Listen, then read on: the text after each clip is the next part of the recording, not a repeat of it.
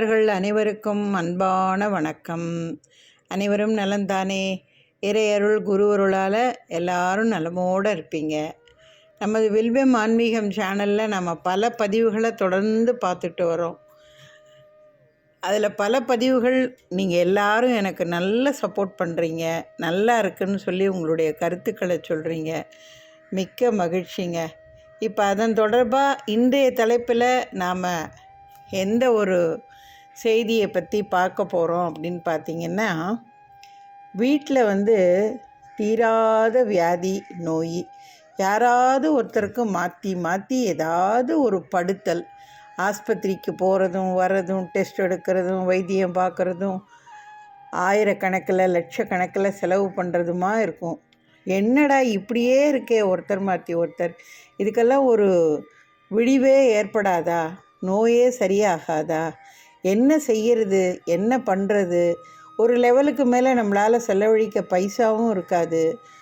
ரொம்ப நமக்கு அப்படியே மனசு ரொம்ப உடைஞ்சி போய் இருக்கிறத விட செத்துடலாங்கிற ஒரு நிலைக்கு நம்ம தள்ளப்படுவோங்க. அந்த மாதிரியான ஒரு வீட்டில் ஒரு சூழ்நிலை இருக்குது அப்படின்னு சொன்னால் அதுக்கு என்ன பண்ணலாம், என்ன செஞ்சால் இந்த தீராத நாள்பட்ட நோய் வியாதி இதெல்லாம் எப்படி குணமடையும், அதுக்கு என்ன செய்யணும் அப்படிங்கிறத பற்றின ஒரு பதிவு தான். அதுக்குண்டான ஒரு எளிய பரிகாரத்தை பற்றி தாங்க உங்களுக்கு நான் இப்போ சொல்லி கொடுக்க போகிறேன். முதல்ல நம்பிக்கை தான் வாழ்க்கையே. எந்த ஒரு காரியத்தை நம்ம செய்கிறதா இருந்தாலும் அதில் முழு ஈடுபாட்டோட நம்பிக்கையோடு செஞ்சால் தான் அந்த காரியம் முழுசாக நமக்கு வெற்றி அடையும். அதனால் நான் சொல்ல போகிற இந்த பரிகாரத்தை உங்களுடைய விருப்பம்தான், உங்களுடைய குடும்ப சூழ்நிலை, உங்களுடைய பொருளாதார வசதி, உடல் ஆரோக்கியம் எல்லாத்தையும் பொறுத்தது தான் இந்த நான் சொல்ல போகிற இந்த பரிகாரம். இதை அலட்சியமாக நினச்சாலும் சரி, இல்லை நம்பிக்கையோடு நீங்கள் அதை ஏற்றுக்கிட்டு கும்பிட்டாலும் சரி, அது உங்களுடைய விருப்பத்தையும் எண்ணத்தையும் கருத்தையும் பொறுத்ததுங்க. எனக்கு எங்கள் வீட்டில் ஒரு பெரியவங்க எனக்கு இந்த எளிய பரிகாரத்தை சொல்லி கொடுத்து, எங்கள் வீட்டில் என்னுடைய தாய் தந்தையர் உடம்பு சரியில்லாமல் இருக்கும்பொழுது அவங்களுக்காக நான் வேண்டிக்கிட்டு செஞ்ச இந்த எளிய பரிகாரம் என்னை பொறுத்த வரைக்கும் 100 என்னங்க 200% பெரிய பலனை அளித்து எங்கள் அப்பா அம்மா நல்லா ஆனதுங்கிறது என்னை பொறுத்த வரைக்கும் அது மிகப்பெரிய ஒரு ஆசீர்வாதம் கொடுப்பனைங்க. அதனால தான் நான் ஆரம்பத்திலேயே சொன்னேன், இது நம்பிக்கைங்கிறது அவங்கவுங்களுடைய எண்ணத்தை பொறுத்தது, கருத்தை பொறுத்தது. எதையுமே நம்பிக்கையோடையும் பக்தியோடையும் உண்மையான ஈடுபாட்டோடையும் நம்ம செஞ்சோன்னு சொன்னால் அந்த காரியத்துக்கு நிச்சயம் 100% வெற்றிங்கிறது உறுதிங்க. வாங்க இப்போ அது என்ன பரிகாரம் அப்படிங்கிறத பற்றி நம்ம பார்க்கலாம். முதல்லங்க நம்ம ஜாதகத்தை பொறுத்த வரைக்கும் நம்மளுடைய சுய ஜாதகத்தில் என்ன தசா புத்தி நடக்குதோ அதுக்கு தகுந்த பலன்கள் தாங்க நமக்கு நடக்கும். அது நல்ல விஷயமா இருந்தாலும் சரி, தீய வகையாக இருந்தாலும் சரிங்க. இப்போ பார்த்திங்கன்னா கும்பம், மீனம், மேஷம் இந்த 3 ராசிக்கும் பார்த்திங்கன்னா இப்போ 7.5 சனி, ஜென்ம சனி, பாத சனின்னு இப்படிலாம் மாற்றி மாற்றி எல்லாருக்கும் அவங்கவுங்க ஜாதக படி நடந்துக்கிட்டு இருக்குங்க. ஸோ இந்த மாதிரி இல்லாமல் ஜாதகத்தில் ஒரு நிலை இருந்ததுனாலும் அதனாலேயும் கண்டிப்பாக உடல்நிலையால் பாதிக்கப்பட்டு ரொம்ப கஷ்டப்படுவாங்கங்க. ஸோ இதுக்கெல்லாம் ஒரே ஒரு எளிய முறை என்னன்னு பார்த்திங்கன்னா, கண்ணுக்கு தெரிஞ்ச எல்லாராலையும் அறியப்பட்ட திருவள்ளூர் மாவட்டத்தில் இருக்கிற வைத்திய வீரராகவ பெருமாள் கோவில், அவரை போய் நீங்கள் ஒரு தடவை பார்த்து அப்படியே மனம் உடைஞ்சி கண்ணீரில் 2 சொட்டு கண்ணீர் சிந்த ஒரு அர்ச்சனையை, அதுவும் யார் ரொம்ப உடம்பு முடியாமல் கஷ்டப்பட்டுட்ருக்காங்களோ அவங்க பேரில் போய் கோயிலுக்கு நேரடியாக போய் நீங்கள் ஒரு அர்ச்சனை ஃபஸ்ட்டு பண்ணினீங்கன்னாலே அந்த பாதி வீரியமாவது குறையுங்க. கண்டிப்பாக இதை நீங்கள் அனுபவபூர்வமாக தான் நீங்கள் உணரணுமே தவிர சொல்கிறத வச்சு எதுவும் நீங்கள் நம்ப முடியாதுங்க. வியாழக்கிழமையில் போய் இந்த வைத்திய வீரராக சுவாமி பெருமாளை பார்க்குறதுங்கிறது ரொம்ப விசேஷங்க. அது நீங்கள் வாரம் வியாழக்கிழமை போக முடியுமா அப்படிங்கிறதெல்லாம் இன்றைய காலகட்டத்தில், இன்றைய சமுதாய சூழ்நிலையில் எல்லாருமே இன்றைக்கி ஆண் பெண் எல்லாரும் வேலைக்கு போகிறாங்க.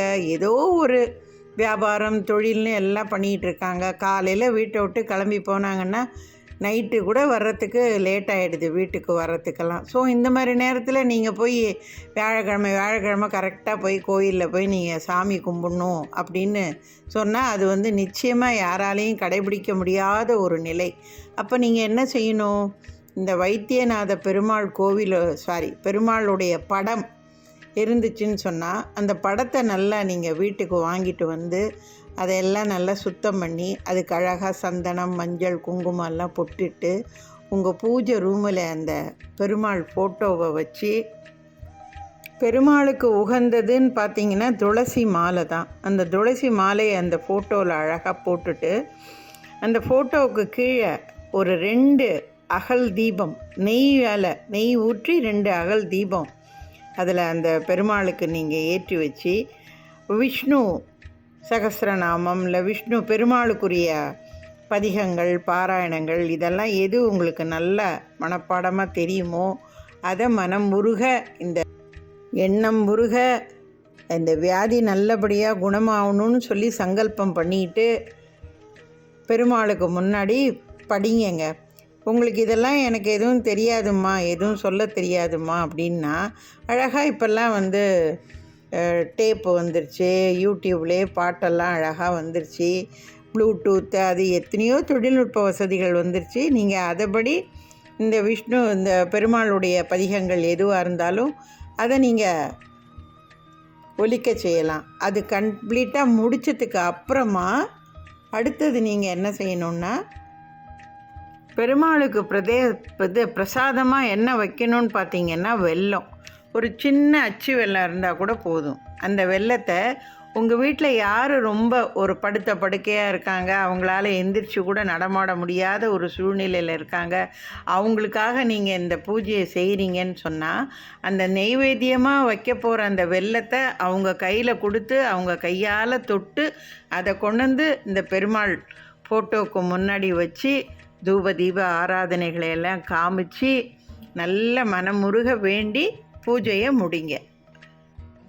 இப்போ இந்த பெருமாள் பூஜையை நீங்கள் தொடர்ந்து 12 வாரம் செய்யணுங்க. நீங்கள் வியாழக்கிழமை தோறும் ஒரு வாரமும் இதேமாரி வீட்டில் ஃபோட்டோவை சுத்தம் பண்ணிவிட்டு அந்த ஃபோட்டோவில் பெருமாளுக்கு சந்தனம், மஞ்சள், குங்குமம் எல்லாம் புதுசாக அழகாக வச்சு புதுசாக துளசி மாலையை போட்டு அந்த 2 நெய் விளக்கு அகல் தீபத்தை ஏற்றி வாரம் இதேமாரி நீங்கள் பூஜை பண்ணுறீங்க பாருங்கள். அந்த வெல்லத்தை பிரசாதமாக வச்சு அந்த 12 வாரமும் அந்த வெல்லத்தை நீங்கள் ஒரு வாரமும் ஒரு டப்பாவில் நீங்கள் சேகரித்து வச்சுக்கணுங்க.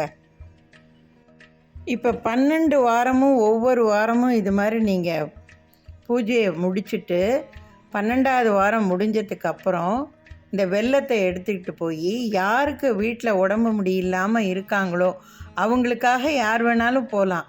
அவங்க இந்த பெருமாள் கோவிலுக்கு போய் ஃபஸ்ட்டு பெருமாள் பேரில் ஒரு அர்ச்சனையை பண்ணிவிட்டு இந்த வெல்லத்தை அந்த கோவிலில் உள்ள குளத்தில் கரைச்சி விட்டுடணும். இப்போல்லாம் ஒரு சாஸ்திரம் இருக்குது, கண்ட பேரை கொண்டாந்து குப்பை சத்தையெல்லாம் கோயில் குளத்தில் போடுறாங்க. சப்போஸ் மீன் இருக்குதுன்னு வச்சுங்க, மீனுக்கு பொறி போடுறேன், அதை போடுறேன், இதை போடுறேன்னு குளத்தையே நாசம் பண்ணிவிடுறாங்க எல்லாருமே. இப்போ எல்லா கோயிலில் உள்ள குளம் எல்லாத்தையும்.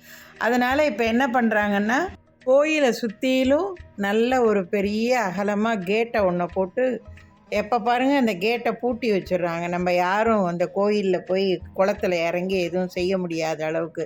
அப்போ நாங்கள் கோயிலில் கரைக்க முடியாதே, என்ன செய்கிறது அப்படின்ற ஒரு கேள்வி உங்களுக்கு வரும். அப்போ இந்த வெல்லத்தை நீங்கள் என்ன பண்ணுங்கள், நல்லா தூளாக்கிக்கோங்க. தூளாக்கிட்டு கோயிலுக்குள்ளே போடாமல் அந்த கோயில் இருக்கிற அந்த இடம் அதை சுற்றிலும் உள்ள மரம், செடி, கொடி அந்த மாதிரிலாம் இருக்கும் இல்லையா, அந்த மாதிரி இடத்துல அந்த வெல்லத்தை அப்படியே தூவி விட்டுட்டு வந்துருங்கங்க. இந்த பரிகாரத்தில் ரொம்ப முக்கியமானது எதுன்னு பார்த்தீங்கன்னா அந்த வெல்லத்தை நம்ம கைகளாலேயே அந்த கோவில் குளத்தில் உள்ள தண்ணீரில் கரைக்கணும். அது எப்படி வெல்லம் தண்ணியில் கரையுதோ அதே மாதிரி தான் நமக்கு ஏற்பட்ட நோய், வியாதி, நெடுநாள் கஷ்டப்படுற அந்த நோய் இதெல்லாம் குணமாகுங்க. இது கண்கண்ட ஒரு எளிய ஆனால் ரொம்ப ரொம்ப சூப்பரான ஒரு பரிகாரங்க. உங்களால் கோயிலில் கரைக்க முடியல, அதுக்கு வழி இல்லை, வாய்ப்பு இல்லை அப்படிங்கிறவங்களுக்காகத்தான் நான் அந்த வெல்லத்தை பொடி பண்ணி சுற்றிலும் உள்ள கோயிலில் மரமட்டை அந்த மாதிரி இருக்கிற இடத்துலலாம் போடுங்கன்னு சொன்னேன். ஆனால் நீங்கள் என்ன செய்யணும், கோயிலில் தான் கரைக்கணும். அதுக்கு வழி இல்லைன்னா தான் நீங்கள் அந்த 2வது ஆப்ஷனை நீங்கள் பயன்படுத்தணும். சரியா? நமக்கு என்ன கர்மாவோ அந்த கர்மாவோடைய வினை பயன் விதி பயனால் தான் இந்த உடம்பு சரியில்லாமல் போகிறது, கஷ்டப்படுறது, எந்த கஷ்டமாக இருந்தாலும் சரி நம்ம கர்மாவுடைய பலன்தான் இதெல்லாமே. ஸோ இந்த கர்மாவை குறைக்கணும், அதனுடைய பலனை குறைக்கணும், அதனுடைய வீரியத்தை குறைக்கணும் அப்படின்னு சொன்னால் இந்த வெல்லத்தை ஒன்று தண்ணியில் கரைக்கணும் அல்லது எறும்புகளுக்கு நீங்கள் உணவாக கொடுக்கணும். இது ரெண்டும் தான் கர்மாவை குறைக்கக்கூடிய மிக சக்தி வாய்ந்த ஒரு பரிகாரங்க.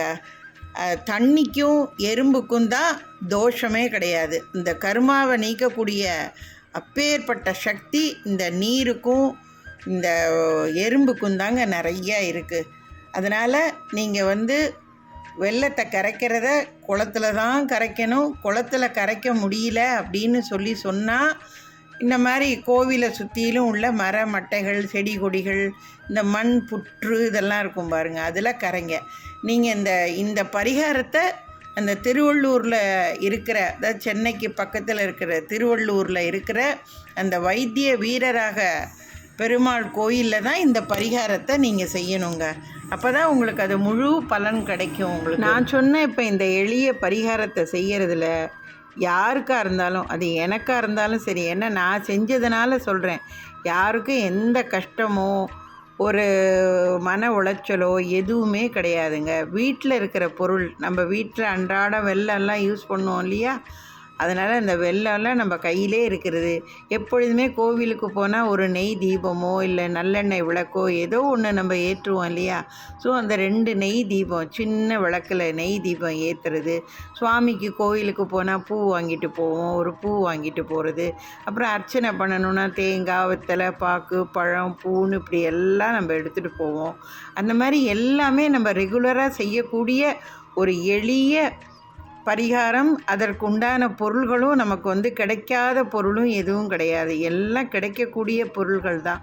இது எல்லாத்தையும் நீங்கள் தயார் பண்ணிக்கிட்டு பெருமாளை மனசார வேண்டிக்கிட்டு இந்த 12 வாரமும் விடாமல் தொடர்ந்து தடைபடாமல் அந்த வியாழக்கிழமையில் போய் திருவள்ளூரில் இருக்கிற அந்த வைத்திய வீர ராகவ பெருமாளை தரிசனம் பண்ணிவிட்டு எண்ணம் முருக சிந்தனை உருக அப்படியே கண்ணில் கண்ணீர் சொட்ட சொட்ட கதற கதற எப்படியாவது நீதான்ப்பா அவங்கள நீ நோயிலேருந்து குணமாக்கி விடுபட்டு நல்ல ஆயுசு ஆரோக்கியத்தோடு நல்லா இருக்கணும் அப்படின்னு சொல்லி நம்ம வேண்டிட்டு வந்தோன்னா நாள்பட நம்மளுடைய பூஜையினாலையும் நம்முடைய பக்தியினாலையும் பெருமாள் மீது நாம் வைக்கக்கூடிய நம்பிக்கையினாலையும் எவ்வளவு சீக்கிரம் குணமாகுதுங்கிறத நீங்கள் அவங்கவுங்க அனுபவபூர்வமாக நீங்கள் உணர்ந்தாதாங்க அதை நீங்கள் புரிஞ்சிக்க முடியும்.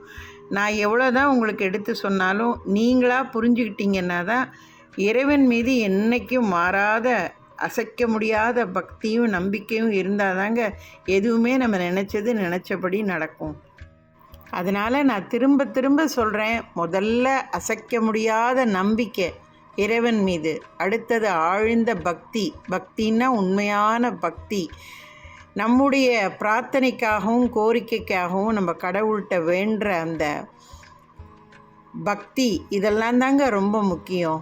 இதை நம்ம நல்லபடியாக டெடிகேஷனாக உண்மையாக ஆழ்ந்த நம்பிக்கையோடு நம்ம செய்கிறோங்கும்பொழுது கடவுளும் அதுக்கு தகுந்த பலனையும் நல்ல ஒரு அமைதியான சூழ்நிலையும் வியாதியிலேருந்து விடுபடவும் விரைவில் குணமடையவும் நிச்சயம் அந்த பெருமாள் கருணை புரிந்து நமக்கு ஆசீர்வதிப்பாருங்கிறதுல எந்த வித மாற்று கருத்தும் இல்லைங்க.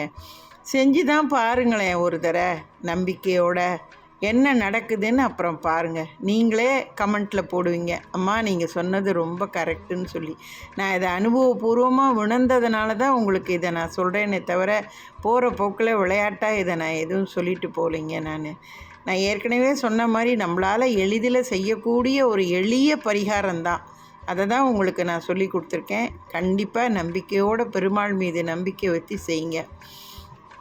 மதங்கள் வேறாக இருக்கலாம், ஆனால் கடவுள் ஒரே கடவுள் தான். எல்லா கடவுளுக்கும் ஒரே சக்தி தான். அதனால் அந்த சக்தியை நம்ம நம்பி நல்லபடியாக நம்ம கும்பிடுவோம். நான் இதுவரைக்கும் சொன்ன இந்த தகவல்கள் எல்லாம் உங்கள் எல்லாருக்கும் நிச்சயம் நீங்கள் பிடிச்சிருக்கும்னு நான் நம்புகிறேன். இதை நீங்கள் நம்புவீங்கன்னு நான் எதிர்பார்க்குறேன். நான் சொல்லிட்டேங்கிறதுக்காக போய் நீங்கள் யாரும் செய்யணுங்கிற கட்டாயமும் இல்லை, அவசியமும் இல்லை. எல்லாமே உங்களுடைய விருப்பம், குடும்ப சூழ்நிலை, உடல் ஆரோக்கியம், பொருளாதார வசதி எல்லாத்தையும் பொறுத்தது தாங்க. இதை போல் என்ன பயனுள்ள நல்ல ஆன்மீக தகவல்களை நீங்கள் தொடர்ந்து பார்க்கணுன்னு சொன்னால் என்னுடைய வில்வம் ஆன்மீகம் சேனலை சப்ஸ்கிரைப் பண்ணிக்கோங்க. ஆல் பெல் சிம்பலை கிளிக் பண்ணிக்கோங்க. என்னோடய வீடியோ எல்லாம் உங்களுக்கு உடனே அப்லோட் ஆகிடும். உங்களுக்கு ஏதாவது கேட்கணும், ஆன்மீகத்தை தொடர்பாக சந்தேகம் இருக்குது, இல்லை பதில் தெரியல, எப்படி செய்யணும் அப்படின்னெல்லாம் உங்களுக்கு கேட்கணுன்னு தோணுச்சுன்னா கண்டிப்பாக கமெண்ட்டில் உங்களுடைய கேள்விகளை கேள்வியாக கொடுங்க. அதுக்கு நல்ல சரியான உண்மையான தகவலை உங்களுக்கு நான் கமெண்ட்டில் பதிலாக கொடுக்குறேங்க. எனக்கு தொடர்ந்து நல்ல ஆதரவு கொடுங்க. என்னுடைய சேனல் நல்ல மேன்மேலும் வளர்கிறது உங்களுடைய கைகளில் தாங்க இருக்குது.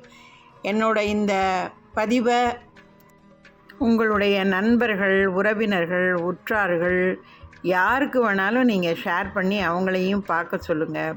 நிச்சயம் எல்லாருக்கும் இது மிக பயனுள்ள ஒரு பரிகாரமாக ஒரு தகவலாக அமையுங்கிறத நான் முழுசாக நம்புகிறேங்க. சில பேருக்கு கூட தோணலாம், அம்மா இந்த மாதிரி ஏதாவது ஒரு வழி கிடைக்காதா, வழி தெரியாதான்னு நாங்கள் காத்துக்கிட்டு இருந்தோம்மா, கடவுளாக பார்த்து உங்கள் ரூபமாக எங்களுக்கு இந்த ஒரு வழியை காமிச்சிருக்காருன்னு நிச்சயம் யாராவது ஒருத்தர் மனசுலையாவது அந்த எண்ணமும் சிந்தனையும் தோணுங்கிறத நான் ஆணித்தரமாக நம்புகிறேங்க, அந்த பெருமாள் மேலே நம்பிக்கை வச்சு. அதனால் கண்டிப்பாக நீங்கள் செய்யுங்க, நிச்சயம் நல்லா இருப்பீங்க. வாழ்க வளமுடன். அடுத்த ஒரு நல்ல பயனுள்ள சிறப்பான ஆன்மீக தகவலோடு உங்களை நான் சந்திக்கிறேங்க. நன்றி, வணக்கம்.